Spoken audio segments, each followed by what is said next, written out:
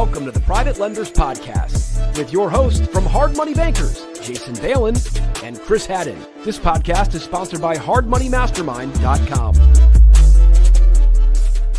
Hey everyone, thanks for checking out the show. Today we are talking about Kanye West. Kind of an unusual topic for our show, but Kanye used some hard money loans to acquire an investment property. And I came across this article. It was in Daily Mail, which is like a gossip kind of mag online from the UK. Because I get Google alerts with like hard money lender and private money lender keyword type stuff. So it ended up in my inbox a couple weeks ago. We're right here at the end of November 24. So a couple weeks ago, this happened. I read it. It's an interesting scenario. We're going to break it down. All right. So the headline, maybe we can link it up too. Yeah, we can throw that in when this ends up on YouTube and everything else. We'll link to the article. All right. I can add it. I can just add it to the screen too right now. Okay. Yeah. If for people that are watching live, go ahead.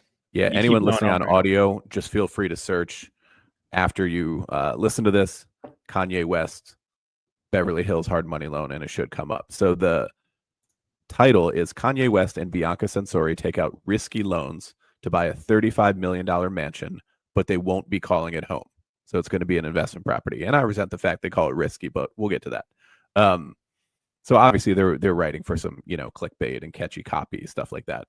Kanye West raided his pension pot and used high-risk mortgage lenders to fund a $35 million Beverly Hills mansion, a property he does not intend to live in with his wife. I'm just going to skim through some of the stuff here. They borrowed a total of $15.5 million. That's part of the stuff we're going to break down, is that there's a couple different lenders involved, but they only totaled $15.5 million out of 35. So I don't know why somebody would think that is risky. Is it risky for the lender? Is it risky for Kanye? Anyway, not really the point. Located in the exclusive Beverly Park gated community, 11 bedrooms, 18 bathrooms. It says down here a little bit lower, the borrowing entity that they own is called Shore Drive Holdings LLC. Of course, they're getting all this information from public record. They can see the mortgages that were recorded, the deeds, assignment of rents they even mentioned in here. So this is all public record stuff that they're pulling up. All right, keep rolling down. Yeah, so it looked like Lone Oak Fund, who's based out of California, they lent $12.5 million on, what was the purchase price? 35. Yeah, and I wonder why they didn't just do the 15.5 if that's all he needed. Like, there's still like 45 loan to value or something. Loan to cost even. Yeah, who knows? That might have been maybe that was their who cap. knows? That might. That could have been the cap. That could have been all their comfortable lending. And then it looks like they received another $3 million from two other companies. One was private lending company. They used someone who brokered this to somebody else.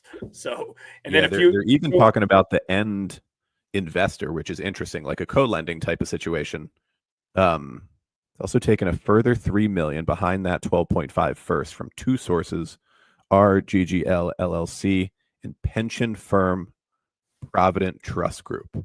So that sounds like an IRA loan, doesn't it? Could be. That sounds like it came from a self-directed IRA. Provident Trust Group. I don't know them myself, but they called it a pension firm. I'm guessing that's what it is. GGL is owned by Richard and Lucy Glassman, fitness entrepreneur. Okay, and then one of either the second or the third was arranged by a lending company called Private Money Solutions. The total of that was 2.693, and they even named. I wonder how this came to be. I guess they had their name on the note and the mortgage. Whatever got recorded wouldn't be the note; it'd be mortgage and the other stuff.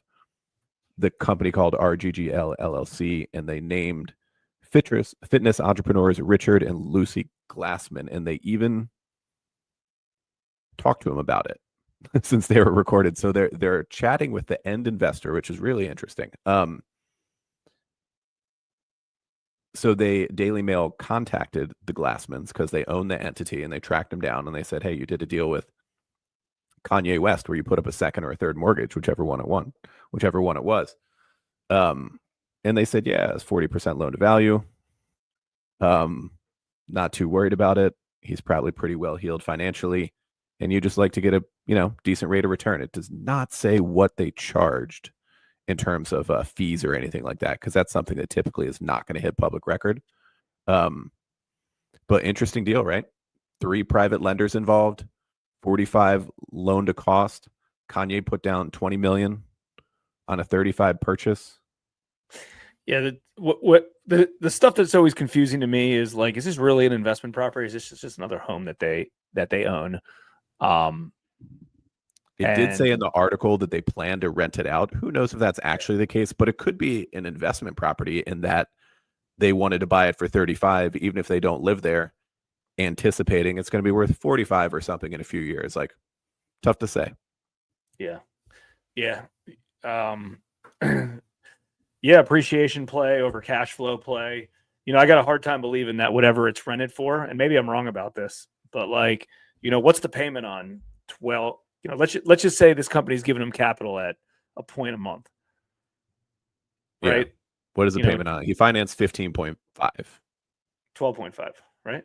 12.5 is the first. Yeah. And then I think a total is like 15.5. Yeah. So, I mean, the payment's $125,000 a month. Yeah. I don't know how that works into Kanye's budget. But it's a big number. It's a big deal, but it's. Yeah. So my takeaway on this, and we have different takeaways on this.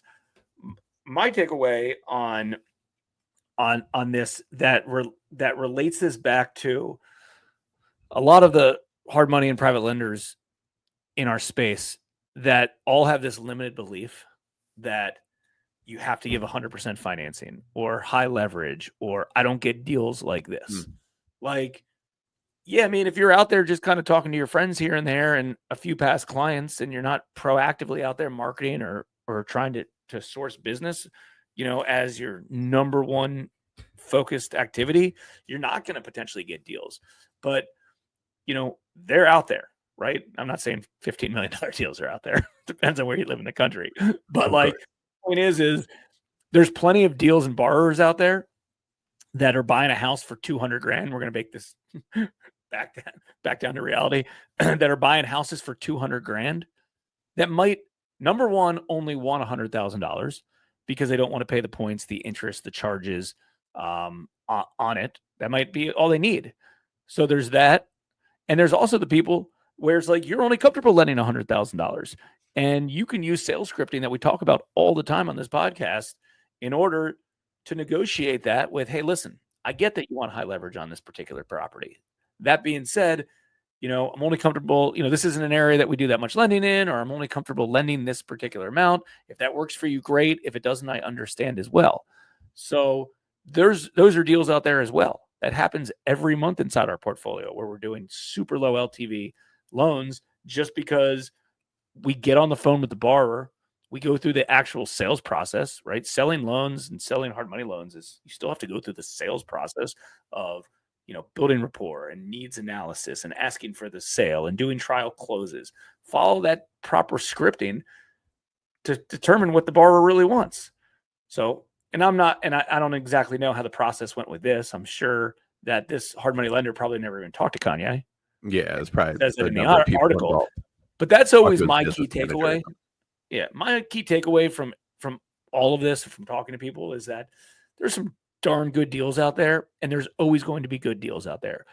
The ones that have the capital and protect the capital and are in control of the capital can make the decision of how you want to structure the deal. And no matter what happens in any banking system, there's always going to be a need for private capital, and there's always going to be good opportunities out there. Yeah. So one takeaway that I've been thinking about is like, why did Kanye use a hard money lender? So my guess is that first, this transaction was handled by Kanye's business manager. In Hollywood type world, an artist like Kanye isn't really running this transaction himself, I wouldn't think. And the business managers tend to be oftentimes accountants, financially savvy in investments, and just all around know how to manage business and finance in these types of transactions. So my guess is that he didn't want to mess with a bank like Chase or Wells Fargo and it is true that those big banks financed the primary residence mortgages for these huge mega mansions, right? It's very common for celebrities and very wealthy people who own, $30-50 million houses to finance a good portion of that on their primary. Are they doing that for a stated investment property? I don't know, but that could be one factor. Two, maybe they didn't have the time. Maybe they got a deal that they wanted, and they had to execute on it within a few weeks or a month. That could definitely be it too. They didn't have time to mess around with Chase taking 60 or 90 days to close a deal. If they even do an investment property this size, I don't know. And then also, like, maybe they just didn't want to mess with, who knows what a guy like Kanye West tax returns look like. Like, how long is it going to take Chase to underwrite a few years of Kanye West tax returns? I have no idea.